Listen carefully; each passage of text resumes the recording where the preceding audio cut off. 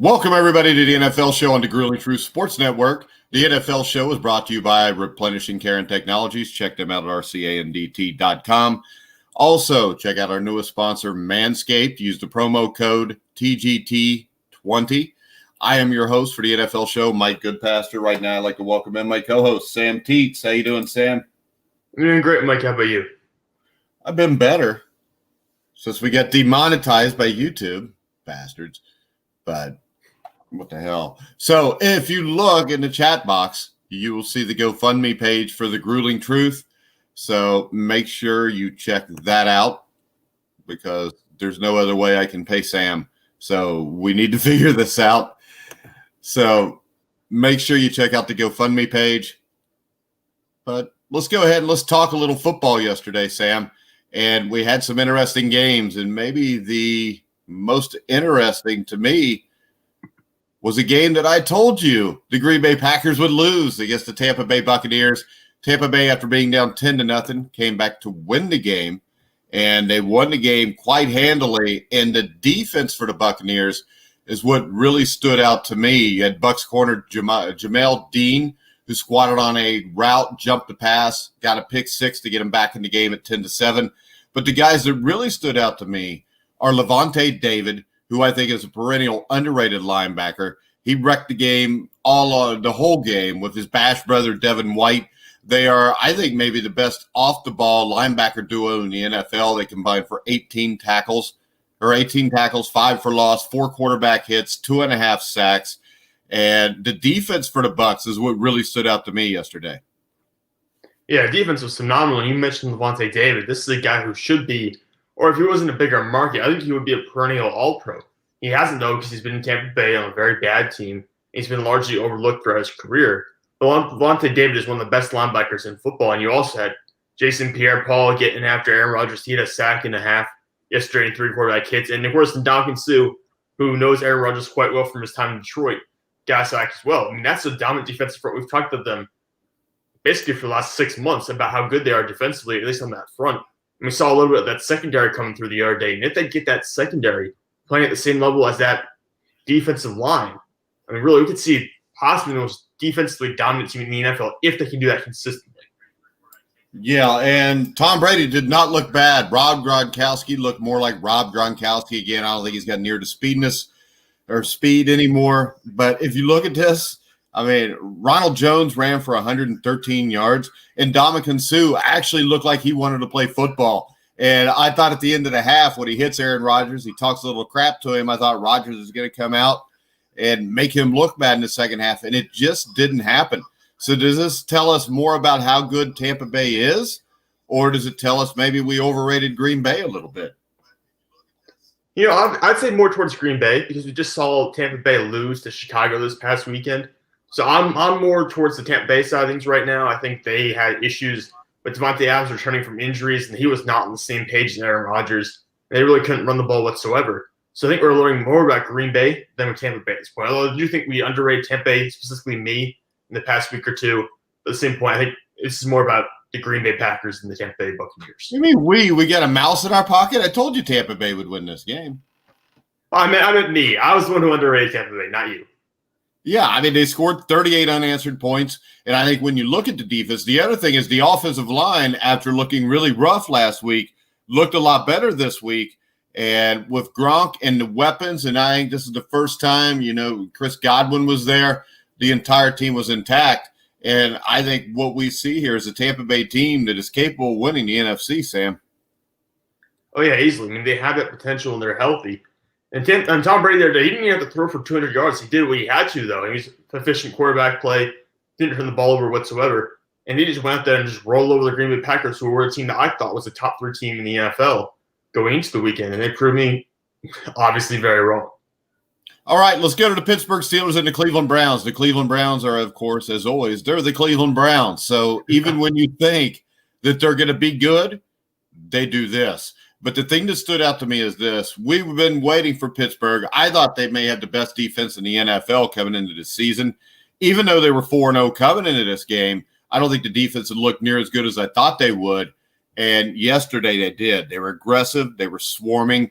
And Minkah Fitzpatrick had an easy pick six in the first quarter. Bud Dupree and T.J. Watt were menaces off the edges. And, I mean, defensively, this team was really good yesterday, Sam. Yeah, they're great. This is probably their best defensive performance of the year. And we've been waiting. Minkah Fitzpatrick is a guy who was an all-pro safety coming into this year. And I was waiting for him to make a play because he hasn't really made any significant impact through the first couple of weeks of the year. And came out there at pick six in the first half, really set the tone for the rest of the game. And hopefully this means Minkah Fitzpatrick is back. The one big loss, though, however, they lose Devin Bush for the year. He tore his ACL the other day. It was a non-contact injury, and I watched it play out. That just – you wince when you see something like that. It's unfortunate because he's a huge part of their defense. They do have a lot of depth at linebacker, but, again, you can't replace a guy like Devin Bush that easily. All right, the Steelers' offense, the emergence of Chase Claypool and his involvement continues to be incredibly important. And with him doing this, Big Ben's not turning the ball over. The Pittsburgh Steelers are a threat to win the AFC, I think, now. Yeah, they're definitely up there. I don't know if I would say they're in the same classification as a team like Kansas City, although I think the defense makes it much closer. I don't know if they're in the same level as Kansas City or Tennessee. We'll certainly find out about Tennessee because they play next week, and we'll really get to see how Pittsburgh matches up against elite talent. That offense, though, you're right. It's humming along. Chase Claypool is really proving himself to be a number one receiving threat. And even James Conner. James Conner has 3 100-yard rushing games this year so far. And Cleveland ending this week was one of the best run defenses in the NFL. So James Conner is proving himself to be a valuable asset to the team right now. Yeah, with the Browns, I know a lot of people, probably like yourself when you do the quarterback rankings, will trash Baker Mayfield. But Baker Mayfield was playing hurt. I think this was more the case of an injured quarterback trying to get it out and failing miserably. Well, I think we saw something similar to Jimmy Garoppolo this past weekend when I bashed him as well, but he came back last night and played phenomenal football when he was healthy. So really, in a similar case to Garoppolo, you came out there, you played hurt, and you see it didn't go over very well, but once you get healthy, you kind of clean all that up. All right, so let's go to that game. Last night, Jimmy Garoppolo looked much better. And, of course, George Kittle is a star in this league for a reason. And the 49ers ambushed the Rams 24-16. I did not see this coming, Sam. No, neither did I. I think we did a clean sweep when we picked the games, all taking the Rams.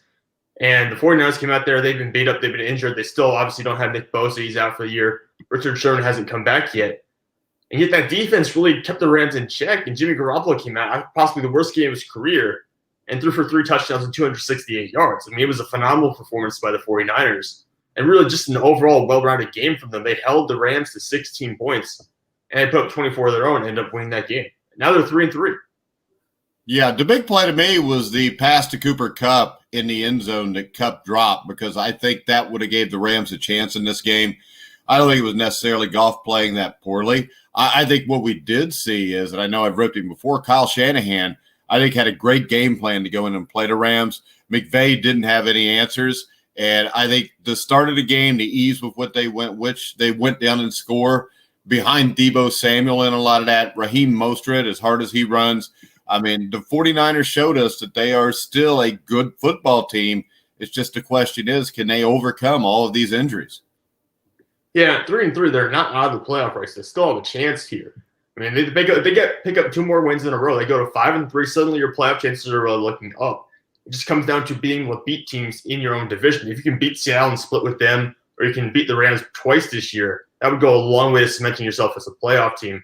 Right now, their identity to me is still a little bit up in the air, but it comes down to coaching. Are you able to coach around these injuries and put together a game plan that can make you have success no matter what?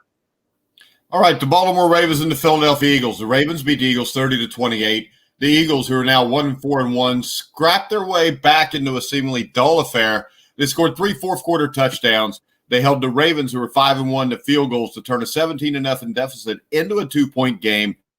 Carson Wentz did a good job. I mean, this is a thing where I think the Ravens just have too much talent for the Eagles. But once again, the Eagles are a well-coached team that plays extremely hard, and they got back in this game at the end. And I think that bodes well for them going forward in an NFC East where 6 wins will probably do it for you. Yeah, and on the other hand, I think I might have overestimated the Baltimore Ravens coming into this season. They've struggled a little bit to put away these smaller teams, so maybe I overestimated them. Hey, remember who didn't overestimate Ravens? Because I don't think they're a Super Bowl contender even. Yeah, I know. You called it from the very beginning. I put a little much respect on their name, but, I overestimated Baltimore, and Carson Wentz is starting to look like Carson Wentz. I mean, there was a stat out there, and I'll pull up right now, but he's thriving with basically guys who wouldn't be starting receivers on any other team in the NFL right now. And the stat is the Ravens and the Steelers ranked first and second respectively in scoring defense. They're allowing like 36 points per game total if you add both their teams together. And then the Eagles went out and scored 57 points combined on both of them over the past 2 weeks with Travis Fulgham as the number one receiver. That tells you quite a lot about what the Eagles have been able to do with very little offensive weapons.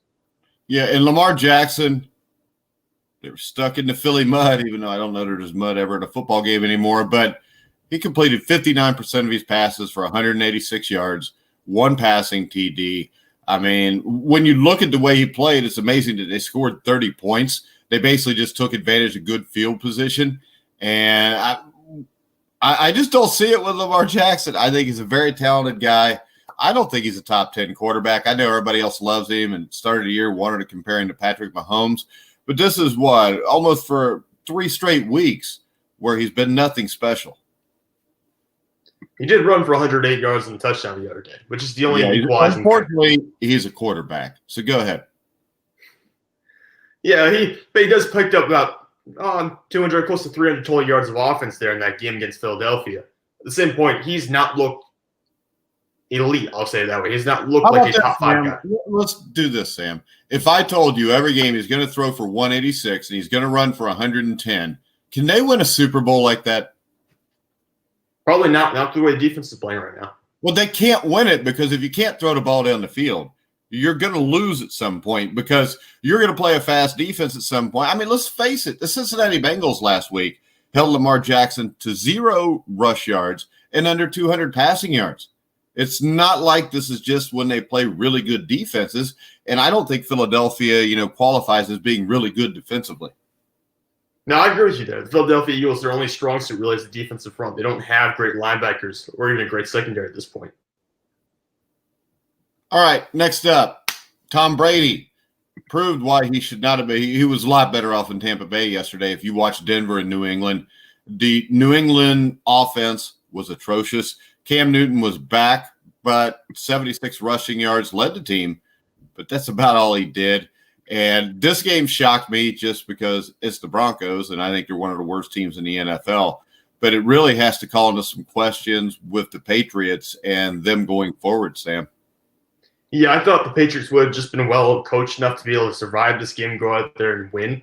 But in reality, they just didn't have the pieces out there. I mean, they don't have the talent to go out there and win these games. Without Sonny Michel at running back, Damian Harris didn't have a great game. Their leading receiver was James White coming out of the backfield. They didn't see any production from Julian Edelman whatsoever. Defensively, if you hold the team to 18 points and you make 2 interceptions, that's pretty good. So the defense did all right. It was the offense that couldn't pull through there. Cam Newton was horrendous. On the other side, Drew Lock was horrendous. I mean, it was just terrible quarterback play all around.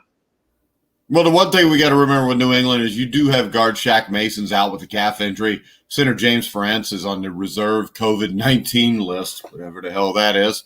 But I don't know. I think the Patriots are in trouble here, especially when you look at the Bills have kind of pulled away, especially if they could get a big win tonight against Kansas City.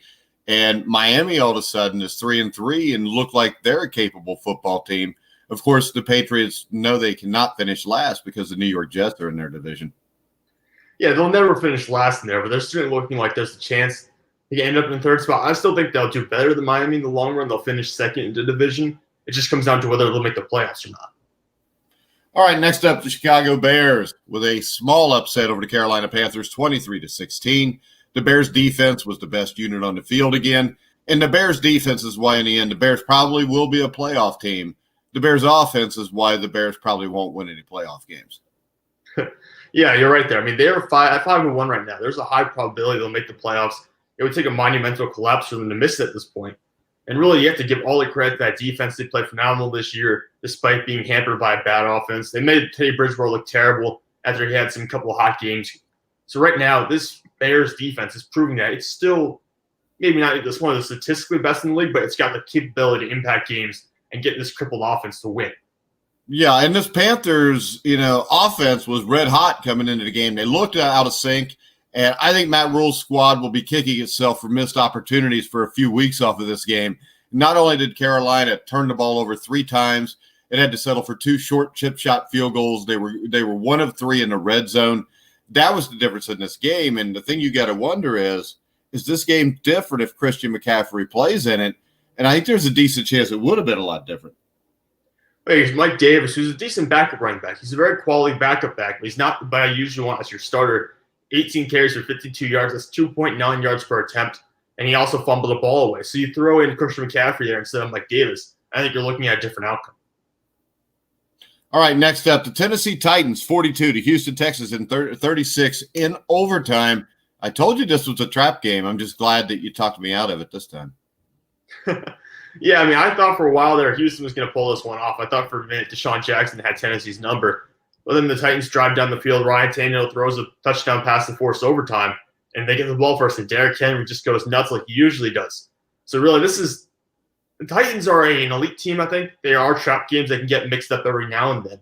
But they just rely on Derrick Henry like they have throughout the year. And, of course, Ryan Tannehill, because he did throw one interception the other day, but other than that, he's been an elite quarterback for the entirety of the year. I think they have arguably the best team in the AFC right now. All right, Romeo Crennel made two calls that were, we'll call them gutsy. The one was to not go for the field goal, which paid off as Deshaun Watson on fourth down hit Brandon Cooks for a TD to put Houston up 36-29.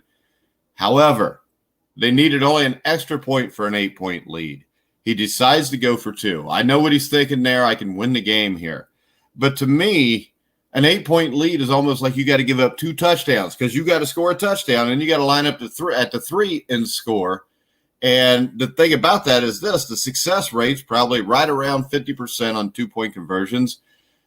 I don't like to question a coach, especially when he's going for the win, so I'm not going to rip him for it. I'm just saying I think that I would have taken the 8-point lead there. Yeah, I kind of agree with you there, though. Mike Zimmer did a similar thing a couple of weeks ago. And again, we're not ripping anyone for it, but I understand the mentality of wanting to just go out there and just flat out win the game.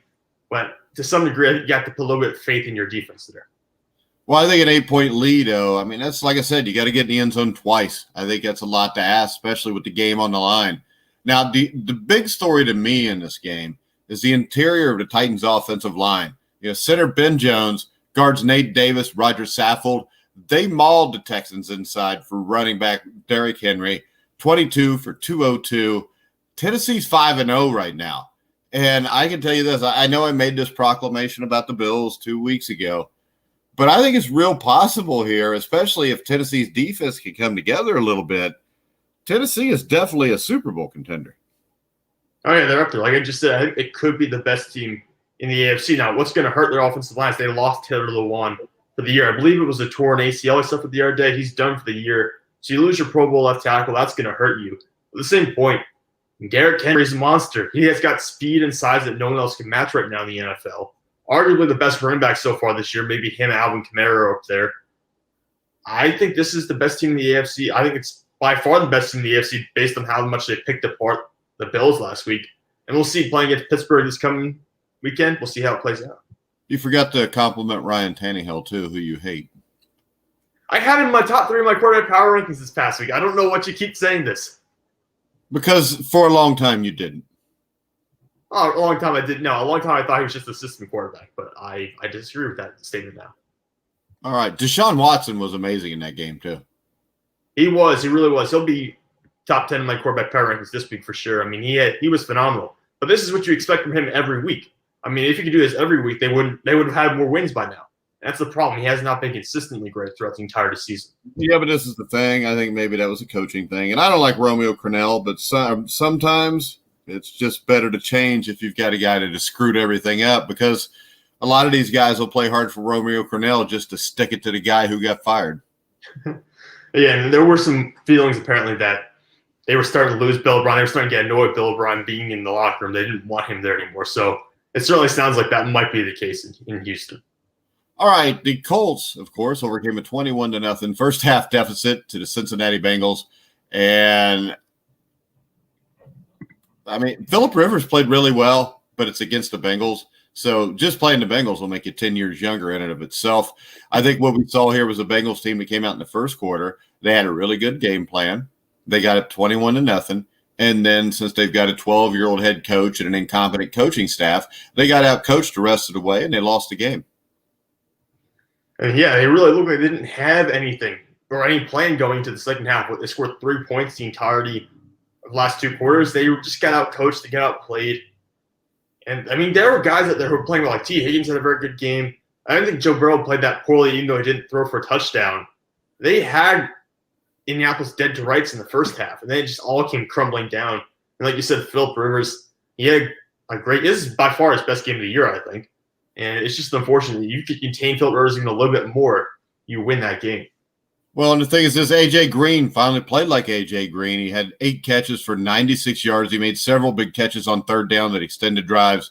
But Cincinnati, there is a team here that could win some games if they could fire Zach Taylor. The thing that's amazing to me is Zach Taylor's job still seems safe. Nobody even really talks about him possibly getting fired yet. But then again, we live in a world where it's like 1:30 today, and Adam Gase still hasn't been fired. So anything's possible. All right, let's talk about guys that get fired.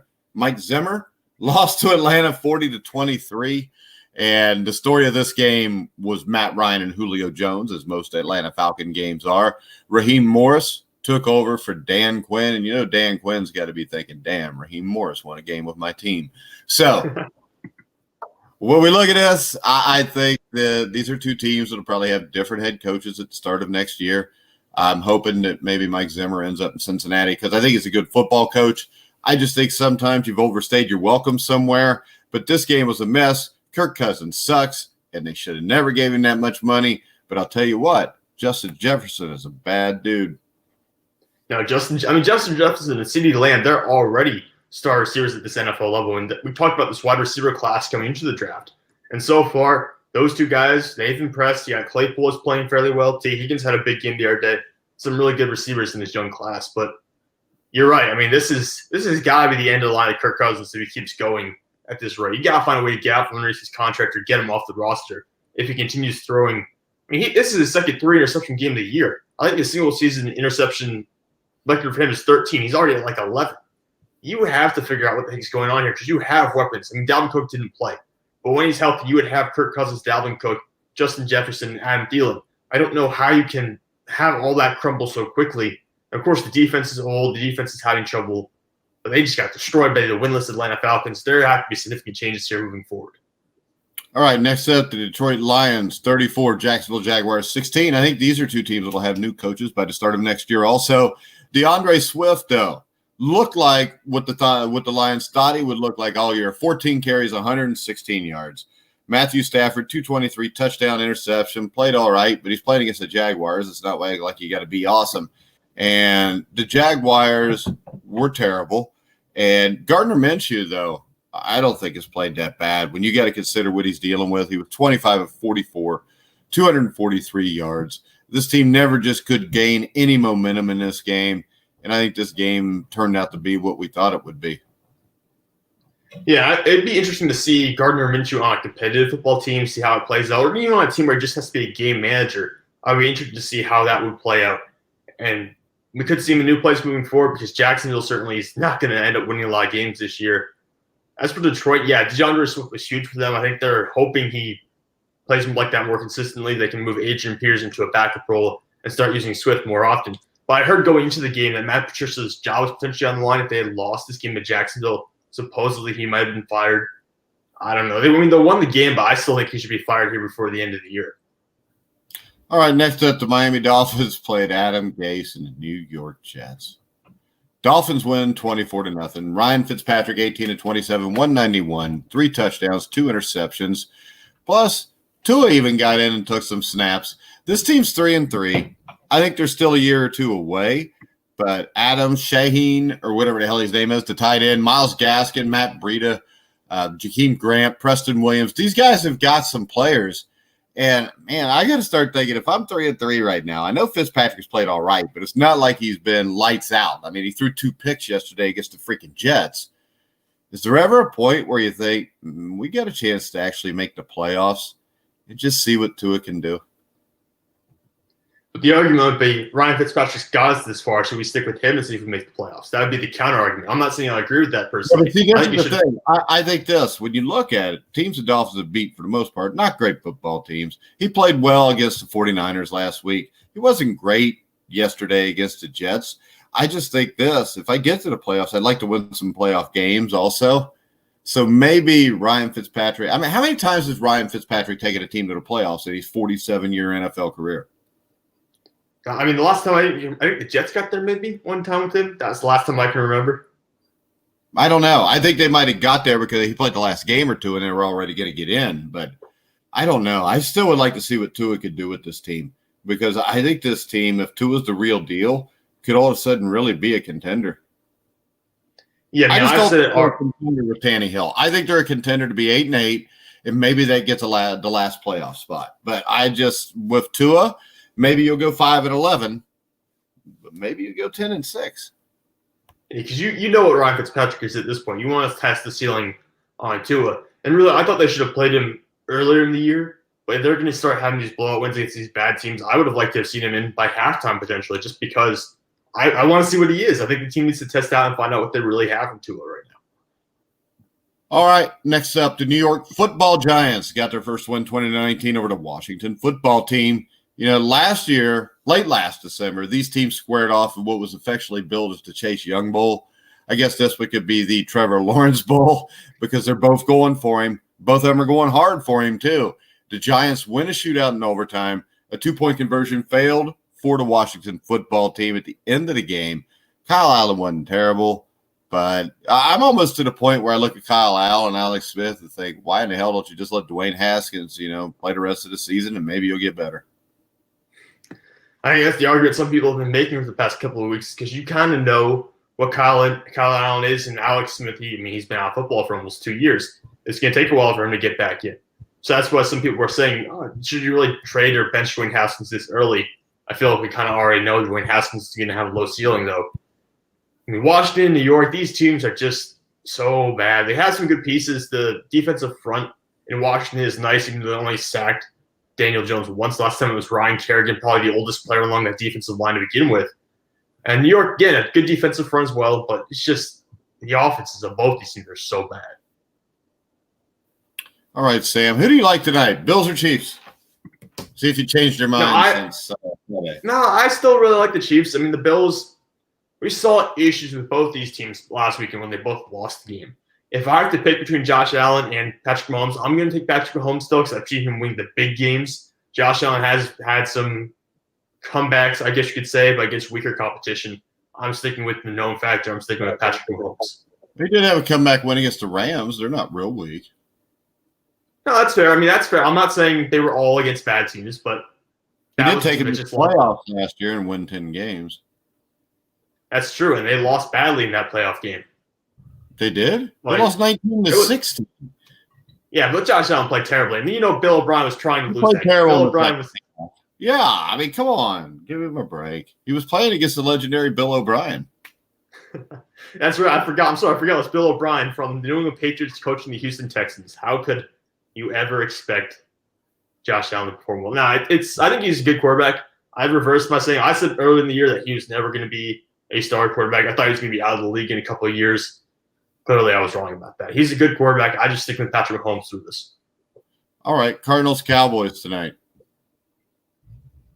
I'm sticking with Dallas because Andy Dalton to me is more of a known factor than Kyler Murray. He's certainly more consistent at the very least. And Kyler Murray, he'll throw for 3 touchdowns one week and then he'll throw for 0 and 3 interceptions the next week. Right now, Kyler Murray is up in the air, still developing. I kind of know what Andy Dalton is, and with that offense, all those pieces around him, it should just be able to pick apart Arizona's weak defense.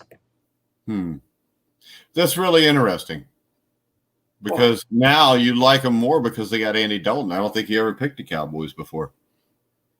Well, no, I don't think they ever played a team as bad as Arizona before. Maybe Atlanta. All right, I'm going with the Cowboys because I love Andy Dalton because he was a Cincinnati Bengal. He caught a bunch of crap for no reason. I'd love to see him go win a playoff game with the Cowboys. And if he doesn't stay in Dallas next year, is there a team you think he could end up on playing or starting for? Well, if he plays well, I'm sure there are. There's all kind of teams right now he could start on. If you go through the AFC West, he could start for at least one team there, probably 2. He would probably start for the Chargers, maybe, I don't know, because you got the young guy. But he definitely starts for the Broncos. You go to the AFC North, he's better than Lamar Jackson. You go to the AFC, yeah, I said that too. Y'all watch. I'm going to be right on this. Everybody gave me all kind of hell last year when I said, oh, Lamar's great now. Wait till he gets to playoffs. That first playoff game, he's going to get shut down. And he got shut down, and they got blown out at home. So there's a bunch of teams here. I mean, Andy Dalton's better than Jared Goff. Andy Dalton's better than Jimmy Garoppolo. Andy Dalton's better than Kyler Murray. You go to the NFC East, I think that he is close to the same level as Dak Prescott. I think Dak is a little bit better. Dak's a little bit younger. He's not as good as Carson Wentz, but he would start for the Giants. He would start for the Redskins. I think Teddy Bridgewater's done a great job, but I think Andy Dalton's better than Teddy Bridgewater. So, I mean, just by that right there, you've got 8 teams.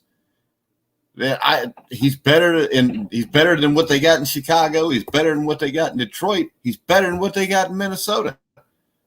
So I think you could say this: Andy Dalton would be an upgrade for half the teams in the NFL at starting quarterback. Yeah, I agree with you on a bunch of those. Really, I'm surprised he entered this year as a back, which surprised me. I think you really have to blame the Bengals for kind of lowering his value throughout the last 2 years, maybe. But really, well, they lowered his value. They lowered his value because they couldn't just release him. You know, they had to release him at a certain point, so nobody went after him because they figured out, hell, the Bengals are going to release him, so somebody's going to get him cheap. I still think that, you know, a place like Chicago should have been all over that. I mean, I know Nick Foles won a Super Bowl, but that was 1 year, one great year. He had another great year a couple years before that, but he hasn't been consistently good. Dalton is still a guy that his first 5 years in the NFL, he took the freaking Bengals to the playoffs. You know, it's kind of like anybody that questions Kurt Warner and whether he's a Hall of Famer. Well, he won a Super Bowl with the Rams, which had never, ever been done, and he took the freaking Cardinals to the Super Bowl. And he took the Cardinals to the playoffs after that. So, I mean, when you look at that, guys that win at places like that, Drew Brees, to me, even though he's only won one Super Bowl, it's like he won 3 just because he did it with the Saints. I remember growing up, the Saints had Archie Manning. They had a good team in '79 that almost made the playoffs. They lost out because they lost a 35-7 lead on Monday Night Football against the Oakland Raiders. But the New Orleans Saints were a team that for the first 21 years of their history didn't even make the playoffs. And then you throw in another 15 years where they couldn't win a playoff game. And then you get Drew Brees, who wins a Super Bowl there. So I think a lot of times where you win may be more important than how many times you win. I mean, Tom Brady went to New England. And New England, of course, they were in 2 Super Bowls before that. But the Patriots, other than the mid-'70s, 1976, they were really good up through about 78.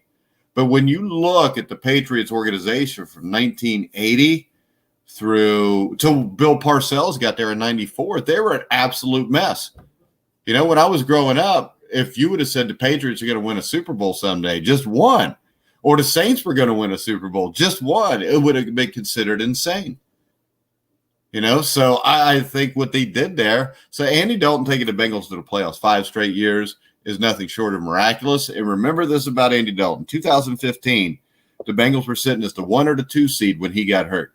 He got hurt, and they went from 10-2 to 12-4. They went 2-2. If he is there, I think they win the Monday night game in Denver where A.J. McCarron throws the overtime interception. And I think that they don't even play Pittsburgh in a wild card game. They would have been the number 2 seed or the number 1 seed. And I think with Andy Dalton at his best, I think the 2015 Bengals would have won the Super Bowl. I mean, the number 1 seed then was the Denver Broncos. If you remember, the Broncos did not have a great defensive or a great offensive line. They didn't have a great offense. They were mainly a defensive football team, and they beat the Patriots in the AFC Championship game. The Patriots were another team that had no offensive line at all that year. And in the Super Bowl, when you watch the Panthers and the Broncos, both teams had great defenses and horrible offenses. You know, you had Peyton Manning and Cam Newton who were good, but in that Super Bowl, I mean, hell, I think Peyton Manning won it throwing well under 200 yards. Cam Newton won't even jump on a fumble. That 2015 Bengals team was really good. You had Gio Bernard, Jeremy, whatever his name was. That I don't like to say his whole name because he fumbled that playoff game against the Steelers and cost us the game. But you had A.J. Green in his prime. That defensive front, you had, you know, Geno Atkins, who up until that, I mean, if it wasn't for Aaron Donald, over the last 20 years, Geno Atkins would be the best defensive lineman in football. And that's including J.J. Watt, I think, because I think it's a lot more difficult to be a dominant defensive tackle than it is to be a dominant defensive end. And I mean, we saw Geno Atkins and Larry Donald 2015. They were about on the same level. Now, Aaron Donald physically is a little bit bigger, and he's lasted a little bit longer. But I think 2015, if Dalton doesn't get hurt, it might change everything. Well, if he doesn't get hurt, he does win the Bengals the Super Bowl. I mean, you talk about winning in miraculous situations or miraculous spots. I mean, that would have mean a hell of a lot. I don't think they would have moved on from him at any point after that. No, you win a Super Bowl, you get a little more leeway. Yeah, but that's not what happened. All right, did that pop up on the screen there, Sam? Yep, I can All see right, it. remember, the assholes at YouTube today demonetized our channel, and we were bringing in about $3,000 a month on the channel. It was enough to continue to fund the channel, but since they demonetized it, we've got 30 days before we can try to get it back. They gave no reason, because they've been demonetizing almost everybody. They gave us no reason why they did it. But if you could help out, go to the GoFundMe for the Grueling Truth Sports Network. This is what it looks like. Hit the share, whether it's $1, $5, $10, $100 like Chris Carlson did. Whatever you could give us would really help out. We don't want to be beholden to anybody.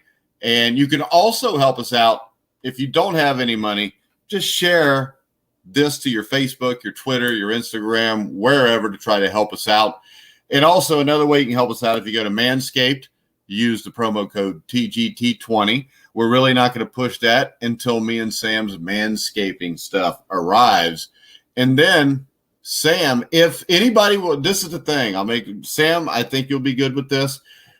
If anybody donates $50 to the Grilling Truth GoFundMe page, Sam. What are you Why? What are you pledging me to do here? It doesn't matter. It's for the network. Oh, okay, Mike. All right. Well, how about this then? If 5 people pledge $50 each on the GoFundMe page, Sam Teets will shave his chest live on air. See, Sam, that's not as bad as you thought I was going to say. No, that's not as bad. It's still a problem, but if somebody donates $1,000, Sam will take his lawnmower 3.0 manscaper and on air shave his butt. Well, I can't do that. You know what? If somebody donates $1,000 for it, I'll do it. Hell, I don't care. It's $1,000, Sam. That's true. That's quite a lot of money. You got to have somebody on here tell the truth on sports instead of just having a bunch of people that want to give you political opinions and crap that doesn't matter. Yeah, you got to talk about sports, right? So there you go. $1,000 donation, and Sam will shave his butt. And for another $50, he'll put the hair in an envelope and send it to you. Have we gone too far now, Sam? Maybe a little bit. Maybe we should. It doesn't matter because we can't be demonetized by YouTube anymore because they've already done it. So it doesn't matter. We'll just say whatever the hell we want now. And the thing is this. I mean, our shows are still going to be on YouTube. And YouTube will still make money off of it. It's just the fact that we won't. Yeah. That's the great thing about big corporations. Yeah, we just hope we can appeal it when it comes time for the process, because they have demonetized and undemonetized a bunch of people in the past. So hopefully, we'll figure it out. I mean, our problem is since sports kind of dropped off the face of the earth because of the COVID, we lost a lot of sponsors there. So make sure you do patronize Manscaped. Use TGT20 to get 20% off of your order. Also, check out Replenishing Care and Technologies at rcandt.com. You can follow Sam Teets at SamTeets33 on Twitter. You can follow me at Grueling Truth on Twitter. And you can hear our podcast on iHeartRadio, Spotify, Spreaker, Stitcher. Every place you hear your podcast, you'll find the Grueling Truth. We will be back live 1 o'clock tomorrow to recap the 2 games tonight, to look at Sam's probably, I just want to see his quarterback rankings because he's going to do something on there that don't make any sense to me. I can tell it. Happens every week, Mike. All right, guys. So we will see you at 1 o'clock tomorrow. So for now, for Sam Teets, I'm Mike Goodpaster. You've been watching and listening to The Grueling Truth. where the legends speak.